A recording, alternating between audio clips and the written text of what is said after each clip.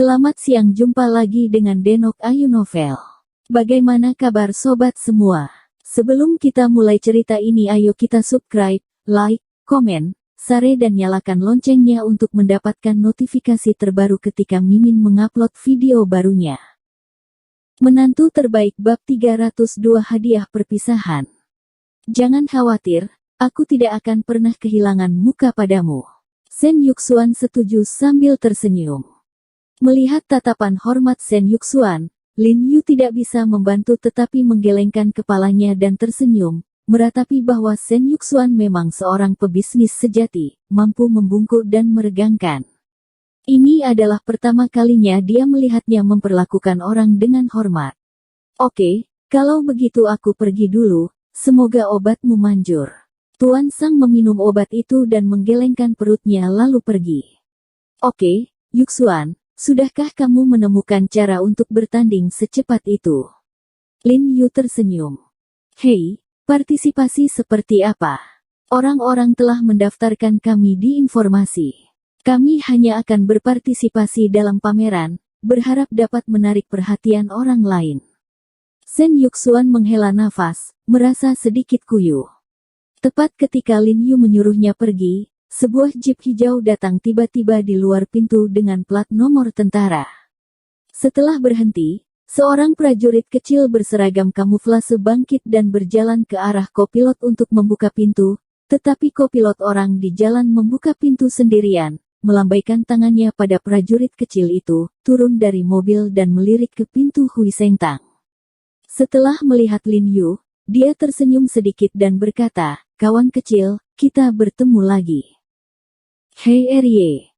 Lin Yu sedikit terkejut setelah melihat He Zizen, apakah ada yang salah denganmu?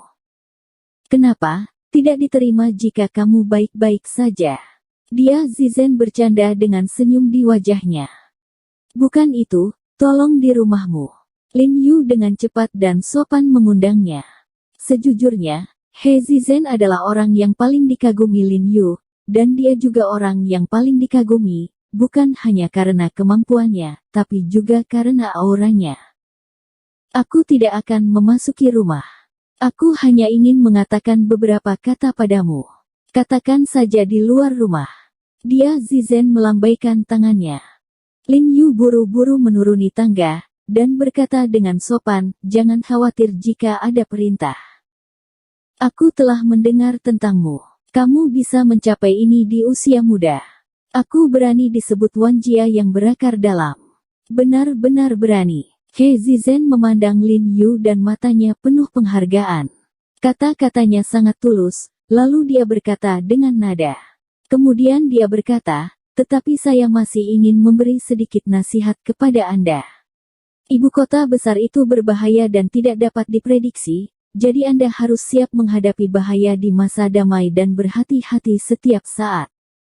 Terima kasih atas nasihatmu, aku harus menyimpannya di dalam hatiku." Lin Yu mengangguk dengan penuh semangat. "Aku akan berangkat besok, dan aku datang ke sini untuk memberimu sesuatu hari ini. Aku harap kamu tidak membencinya." He Zizen tersenyum bebas. Lalu dengan hati-hati mengeluarkan medali militer emas dari saku dalamnya dan menyerahkannya kepada Lin Yu. "Saya melihat bahwa setiap sisi lencana emas segi 5 dihiasi dengan telinga gandum, dan ada bintang berujung 5 merah di tengahnya. Kata, tanggal 1 Agustus, tertulis di bintang berujung 5. Jelas, ini adalah medali prestasi kelas 1. Kulit Lin Yu berubah, dan dia buru-buru berkata, "Hei Erie, bagaimana saya bisa menerima ini? Ini terlalu mahal." "Tidak mahal, aku punya beberapa lagi." He Zizen menggelengkan kepalanya dan tersenyum, dan berkata dengan tenang, "Alasan aku memberimu ini adalah karena ini yang paling berkesan. Aku hampir tidak bisa kembali dari misi itu." Dia tidak memiliki sedikit pun kebanggaan dalam apa yang dia katakan, dia juga tidak berbicara tentang hidup dan mati. Seolah-olah dia sedang menceritakan hal yang sangat umum. Kemudian dia memasukkan lencana prestasi militer ke tangan Lin Yu, dan berkata dengan ekspresi sedih, "Terima itu. Saya tidak punya orang lain untuk diberikan." Setelah berbicara, dia menepuk bahu Lin Yu, dengan cepat berbelok ke dalam mobil, dan pergi dengan cepat.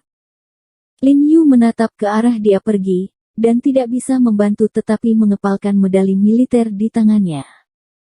3 hari kemudian, itu adalah pameran perhiasan Beijing ke-9. Ini belum mencapai istilah matahari Xiaoxue, tetapi ada salju ringan yang jarang terjadi malam itu. Karena mereka telah berjanji pada Lin Yu untuk bergabung dengan pameran malam ini, Jiang Yan dan Ye Qingmei sudah bersih-bersih di rumah. Keduanya memiliki riasan yang indah, dan wajah mereka cantik, tetapi mereka memiliki gaya masing-masing. Ye Qingmei mengenakan gaun malam oranye putih yang dibelikan Lin Yu bersamanya hari itu. Seluruh orang tampak anggun dan anggun, seperti peri biasa, tanpa makan kembang api. Jiang Yan mengenakan gaun panjang ungu dengan sutra lembut dan halus dan satin yang membungkus tubuhnya dengan erat, yang membuat sosoknya yang berkontur sangat mencolok, temperamennya dingin dan menawan, dan dia juga sangat menawan. Lin Yu juga sengaja berganti pakaian hitam agar sesuai dengan pakaian keduanya, yang terlihat seperti itu. Tolong, 2 wanita cantik. Lin Yu membuka pintu dan membuat gerakan undangan yang elegan. Ye Qingmei dan Jiang Yan mengenakan syal mereka, mengambil tas mereka dan berjalan keluar bersamanya. Setelah menunggu di luar komunitas, Shen Yuxuan sudah menunggu di luar, bersandar pada mobil untuk merokok.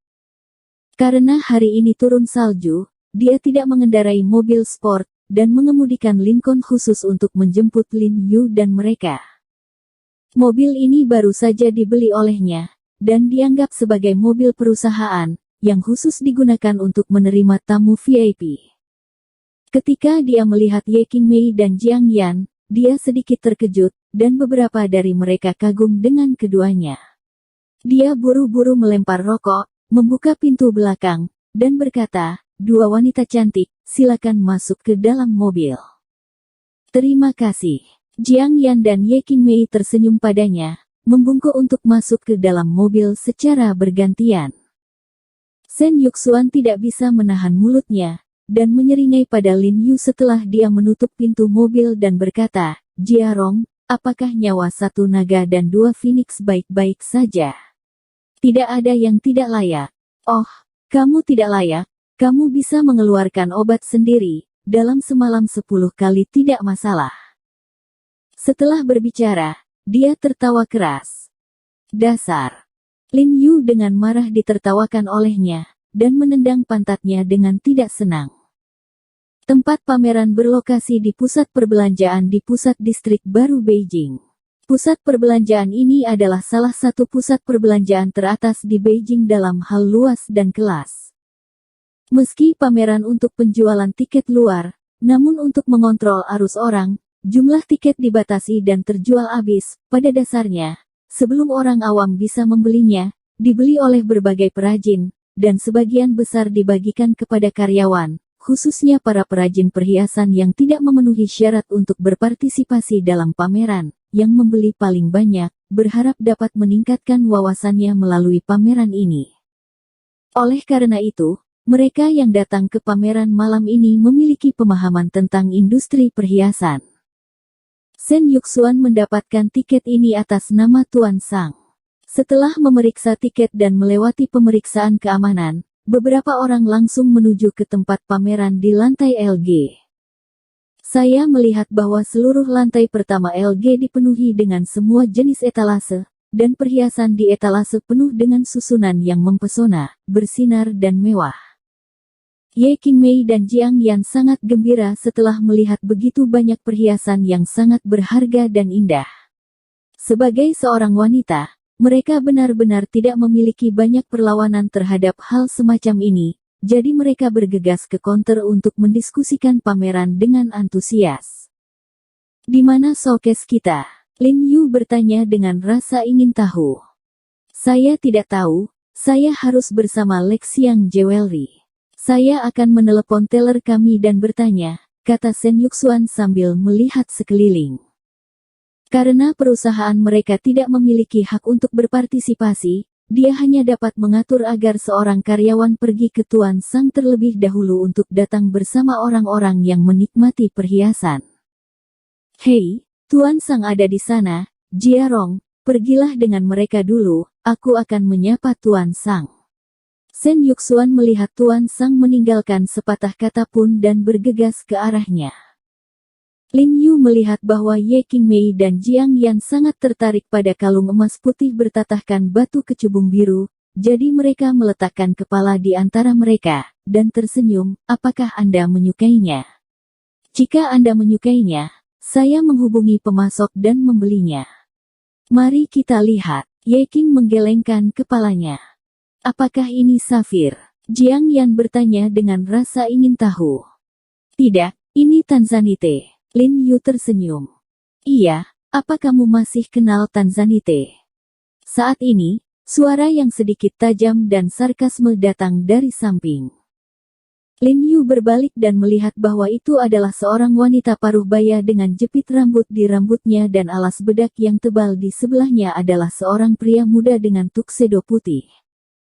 Kamu adalah He Jiarong, kan? Wanita merah muda tebal memandang Lin Yu dari atas ke bawah, dengan seringai di matanya. Kamu adalah... Lin Yu mengerutkan kening dan menatapnya dengan wajah bingung, seolah dia belum pernah melihatnya sebelumnya. Kamu bahkan tidak bisa mengenali saya. Otakmu benar-benar tidak terlalu baik. Wanita merah muda tebal itu mencibir. Apakah kamu? Bibi ketiga. Jiang Yan tidak bisa menahan sedikit terkejut setelah melihatnya. Meskipun saya tidak bertemu satu sama lain selama beberapa tahun, bibi ketiganya tidak banyak berubah. Yan, apakah kamu masih mengenalku? Li Xiumi memandang Jiang Yan dari atas ke bawah, dan berkata, apakah gadis kecil itu tumbuh dewasa? Semakin lelah dia, semakin cantik dia. Meskipun kata-katanya melebih-lebihkan Jiang Yan, nadanya cukup masam. San Yi juga seorang pemuda, Jiang Yan menjawab dengan lemah. Kesannya tidak bagus terhadap bibi ketiga ini. Dia tipikal majikan yang mencintai orang miskin dan mencintai orang kaya. Sejak menikah dengan keluarga kaya, dia bahkan tidak mengenal ibu dan keluarganya, bahkan ada yang malu dengan statusnya yang rendah. Setelah neneknya kembali 2 kali setelah kakeknya meninggal, Jiang Yan hampir tidak pernah melihatnya lagi. Jiang Yan tidak berharap untuk bertemu dengannya di sini pada awalnya, tetapi setelah bertemu dengannya, dia tidak merasa terkejut, karena Jiang Yan tahu bahwa pria kaya yang dinikahinya juga berada dalam bisnis perhiasan dan juga salah satu dari 10 merek perhiasan teratas di negara ini. Aku benar-benar tidak menyangka kamu akan datang ke pameran semacam ini. Apakah tiket untuk pameran semacam ini begitu mudah didapat sekarang? Liu Xiumei berkata dengan dingin, dan tanpa sadar menyentuh sanggul rambutnya dengan jepit rambut perak yang berharga. Pamerkan artinya. San Yi, apakah kamu di sini untuk berpartisipasi dalam kompetisi hari ini? Lin Yu menutup telinga terhadap ejekannya, melirik bibi ketiga, dan bertanya dengan suara rendah. Dia telah mendengar Jiang Yan menyebutkannya sebelumnya, dan memiliki sedikit kesan tentang dia, mengetahui bahwa karakter ini tidak baik. Omong kosong, kenapa kita tidak datang ke pameran? Dan katakan, kita di sini untuk 3 besar hari ini. Li Xiumei dengan bangga melirik Lin Yu, dan berkata dengan jijik, setelah bertahun-tahun, masih terlihat seperti ini. Terlihat sangat bodoh. Oh, bibi ketiga, apakah ini pacarmu? Lin Yu menoleh dan melirik pemuda yang bersama Li Xiumei, dan bertanya dengan tatapan cuek. Engah. Ye Qingmei dan Jiang Yan hanya bisa tertawa terbahak-bahak ketika mereka mendengar ini. Mereka merasa bahwa Lin Yu benar-benar buruk. Berdasarkan kesamaan antara wajah pemuda dan Li Xiumei, semua orang tahu bahwa mereka adalah ibu dan anak. Wajah Li Xiumei menjadi hijau, dan dia berkata dengan dingin, ini anakku. Bodoh. Pria dengan tuxedo putih itu melirik Lin Yu, matanya tertegun dengan ejekan yang tak terlukiskan. Bersambung. Terima kasih kepada kalian yang telah menonton video ini. Jangan lupa tekan tombol subscribe-nya dan nyalakan notifikasinya untuk mendapatkan video-video seru lainnya dari Denok Ayu Novel.